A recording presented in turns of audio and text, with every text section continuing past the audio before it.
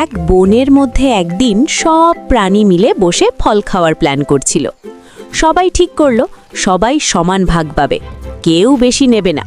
কিন্তু দূরে দাঁড়িয়ে হাতিটা ভাবছিল, এই সমান ভাগ আমার জন্যে না। হাতি মনে মনে বলল, আমি একটু স্মার্ট হলে ফল সব আমার। তারপর ধীরে ধীরে সে গাছের পেছনে গেল, কেউ টেরও পেল না। হঠাৎ করেই সে সুর দিয়ে গাছটা জোরে ঝাঁকালো। টপ টপ করে ফল পড়তে লাগলো। হাতি মনে মনে হাসছে, কিন্তু সমস্যা হলো অন্য জায়গায়। ফলের সাথে সাথে পড়ল এক বিশাল মৌচাক। মুহূর্তের মধ্যেই বের হলো রেগে আগুন মৌমাছির দল। হাতি তখন আর স্মার্ট না, হাতি তখন অলিম্পিক রানার। দৌড়াতে দৌড়াতে সে সোজা গিয়ে লাফ দিল নদীতে। সব প্রাণী দূর থেকে হেসে বলল, চালাকি করতে গেলে হিসেব ঠিক রাখতে হয় ভাই।